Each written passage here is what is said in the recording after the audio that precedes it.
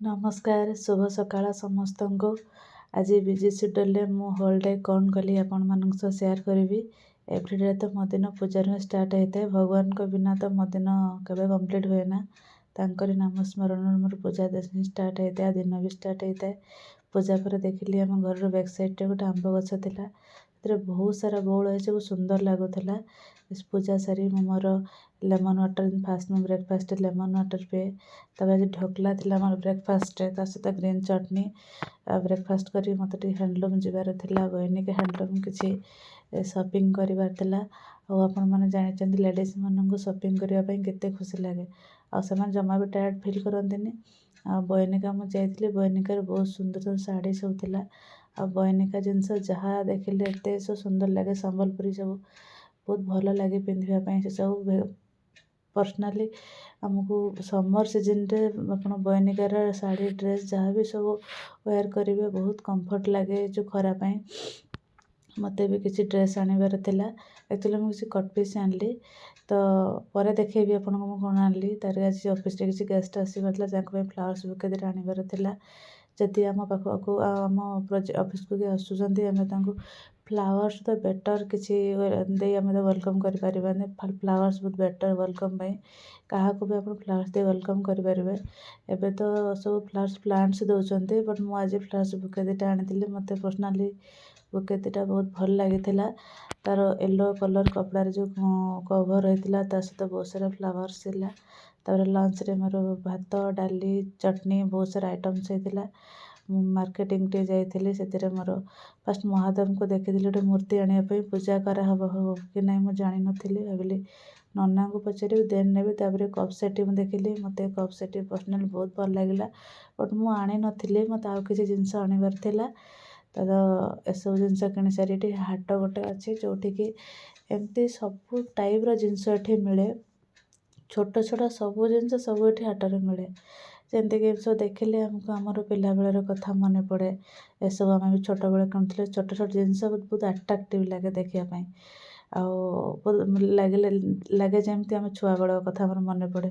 ମୁଁ ଇୟରିଂଟା ଆଣିଥିଲି, ମୋତେ ସେଠି ଇୟରିଂଟା ବହୁତ ଭଲ ଲାଗିଲା। ଆଉ ହାଟରେ ବି ବହୁତ ସାରା ଭେଜିଟେବଲ୍ସ ଥିଲା, ବହୁତ ଫ୍ରେଶ୍ ଭେଜିଟେବଲ୍ସ ଥିଲା। ୟେଲୋ କୋବି ବି ମିଳୁଥିଲା, ଆଉ ବହୁତ ଫ୍ରେଶ୍ ଥିଲା ସବୁ ଜିନିଷ। ଏତେ ସବୁରେ ମୁଁ ଟାୟାର୍ଡ଼ ହେଇଯାଇଥିଲି। ତାପରେ ଟିକେ ମୁଁ ମ୍ୟାଗି ନୁଡ଼ଲ୍ସ ଖାଇଲି। ନୁଡ଼ଲ୍ସ ପରେ ଯେଉଁ ଆଣିଥିଲି ମୁଁ ବୈନିକାରୁ କିଛି କଟ୍ ପିସ୍ ଆଣିଥିଲି। ଆକ୍ଚୁଆଲି ମୁଁ ଡ୍ରେସ୍ ଆଣିନଥିଲି, କଟ୍ ପିସ୍ ଆଣିଥିଲି ଷ୍ଟିଚିଂ କରିବା ପାଇଁ। ହ୍ୱାଇଟ୍ଟା ତ ବହୁତ ଭଲ ଲାଗେ ଖରାରେ ସମରରେ ପିନ୍ଧିବା ପାଇଁ।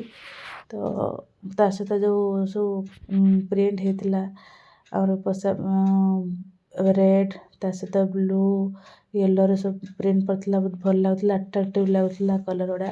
ତା ସହିତ ଏଇଟା ଆଉ ଗୋଟେ ବି ମୁଁ ଆଣିଥିଲି, ଏଇଟା ଲାଇଟ୍ ସି ଗ୍ରୀନ୍ ଟାଇପ୍ର, ତା ସହିତ ବ୍ଲାକ୍ର ହ୍ୱାଇଟ୍ ପ୍ରିଣ୍ଟ ସବୁ ଥିଲା। ଏଇଟା ବି ଗୋଟେ ଭଲ ଲାଗିଲା। ଦୁଇଟା ସାରା ମୁଁ ଷ୍ଟିଚିଂ କରିବି, ତାପରେ ମୁଁ ଆପଣଙ୍କୁ ଦେଖେଇବି ଯେ କେମିତି ଲାଗୁଛି ପିନ୍ଧିଲା ପରେ। ମୋତେ ତ ବହୁତ ଭଲ ଲାଗିଲା ଏଇଟା ସବୁ ଆଣିଲା ପରେ। ତାପରେ ମୋତେ କିଛି ପାର୍ସଲ୍ ମୁଁ ମଗେଇଥିଲି ଫ୍ଲିପକାର୍ଟରୁ। ଆଉ ପାର୍ସଲ୍ ଖୋଲିବାରେ ଯେଉଁ ମଜା ଥାଏ, ସେ ମୋତେ କେଉଁଠି ଲାଗେନି। ପର୍ସନାଲି ଲେଡ଼ିଜ୍ ମାନେ ପାର୍ସଲ୍ ମଗେଇଲା ପରେ ଯେଉଁ ଇଣ୍ଟରେଷ୍ଟେଡ଼୍ ହେଇଥାନ୍ତି ଖୋଲିବା ପାଇଁ। ଆଉ ମୋର ବି ଗୋଟେ ପାର୍ସଲ୍ ଥିଲା, ଏଇଟା ଦୁଇଟା ଥିଲା। ଏଇଟା ଗୋଟେ ଡ୍ରେସ୍ରେ ମଗେଇଥିଲି ମୁଁ, ଶିବରାତ୍ରି ଆସୁଛି, ଶିବରାତ୍ରିରେ ପିନ୍ଧିବା ପାଇଁ। ଏଇଟା ଗୋଟେ ୟେଲୋ କଲର୍ଟା ଥିଲା। ତାର ଘେର ବାଲା ଥିଲା ଏଇ ଡ୍ରେସ୍ଟା। ତ ମୋତେ ତ ବହୁତ ଭଲ ଲାଗିଲା ଏଇ ଡ୍ରେସ୍ଟା। ତା ସହିତ ହ୍ୱାଇଟ୍ କଲର୍ର ପ୍ରିଣ୍ଟ ଥିଲା। ମୋର ଏକ୍ସପେକ୍ଟଠୁ ଏଇଟା ବହୁତ ବେଟର୍ ଥିଲା ଏଇ କୁର୍ତ୍ତୀଟା, ମୋତେ ଫିଲ୍ ହେଲା। ତାର ରେଟ୍ଠୁ ଭଲ ଥିଲା କୁର୍ତ୍ତୀଟା। ତାର ବେକ ଡିଜାଇନ୍ଟା ବହୁତ ଭଲ ଥିଲା। ହାତ ବି ବହୁତ ଭଲ ଥିଲା। ତାକୁ ଆଡ଼ଜଷ୍ଟ କରିବା ପାଇଁ ଦୁଇଟା ଫିତା ଥିଲା। ତ ତାର ତଳେ ଯେଉଁ ବୋର୍ଡ଼ରେ ବି ବହୁତ ସାରା ଭଲ ପ୍ରିଣ୍ଟସ୍ ଥିଲା। ବେକ ଦେଖନ୍ତୁ କେତେ ସୁନ୍ଦର ଲାଗୁଛି, କଣ୍ଟ୍ରାଷ୍ଟ କଲର୍ଟାରୁ ଲାଗୁଛି, ହ୍ୱାଇଟ୍ ପ୍ରିଣ୍ଟ ବି ପଡ଼ିଛି। ଆଉ ତାର କପଡ଼ା ବି ବହୁତ ସ୍ମୁଥ୍ ଥିଲା, ବହୁତ ଭଲ ଥିଲା। ତାର କପଡ଼ା କ୍ୱାଲିଟିଟା ବି ବହୁତ ଭଲ ଥିଲା, ଆଉ ବହୁତ ସୁନ୍ଦର ବି ଲାଗୁଥିଲା ଡ୍ରେସ୍ଟା ପିନ୍ଧିବା ପାଇଁ। ମୁଁ ତ ପିନ୍ଧିନି, ପୂଜାରେ ପିନ୍ଧିବା ପାଇଁ ମଗେଇଥିଲି। ପିନ୍ଧିଲା ପରେ ଆପଣଙ୍କୁ କହିବି ଯେ କେମିତି ଲାଗୁଛି ଏ ଡ୍ରେସ୍ଟା। ମୋତେ ବହୁତ ଭଲ ଲାଗିଲା। ମୁଁ ଟ୍ରାଏ ବି କରୁଥିଲି, ବହୁତ ଭଲ ବି ଲାଗୁଥିଲା। ତ ଆପଣମାନଙ୍କୁ କେମିତି ଲାଗିଲା ଆପଣମାନେ କହିବେ। ଏଇଟା ଗୋଟେ ଥିଲା ଚୌକି, ଯେଉଁ କୁହାଯାଏ ଠାକୁରଙ୍କର ଆସ୍ଥାନ, ତ ଯାହା ବି କ'ଣ ଗୋଟେ କୁହାଯାଏ। ତ ମୁଁ ମଗେଇଥିଲି ପୂଜାରେ ଏଇଟା କାମରେ ଆସିବା ପାଇଁ। ଠାକୁରଙ୍କୁ ରଖିକି ଆମେ ଠାକୁରଙ୍କ ପ୍ରତି ଆସ୍ଥାନକୁ କରିପାରିବା।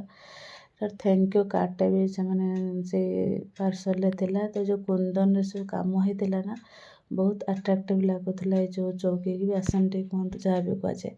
ତ ମୋତେ ତ ଏଇଟା ଭଲ ଲାଗିଲା। ତା'ର ବ୍ୟାକ୍ ସାଇଡ଼୍କୁ ବି ସେମାନେ ସବୁ କଭର୍ କରିଥିଲେ। ଏଇଟା କେଉଁଥିରେ କଭର୍ କରିଥିଲେ ତ ମୁଁ ଜାଣିନି, ବଟ୍ ତା'ର ବୋଥ୍ ସାଇଡ଼୍ କଭର୍ ହେଇଥିଲା। ଫ୍ରଣ୍ଟ ସାଇଡ଼୍ଟା ଟିକେ ବେଶୀ କୁନ୍ଦନ ଟାଇପ୍ର ସବୁ ଷ୍ଟୋନ୍ରେ ସବୁ କାମ ହେଇଥିଲା। ଲାଷ୍ଟ ଆମର ଡିନର୍ରେ ଥିଲା ରୁଟି, ଡାଲମା, ଭଜା, ଫୁଲକୋବି ଆଳୁ କଷା। Thank you for watching.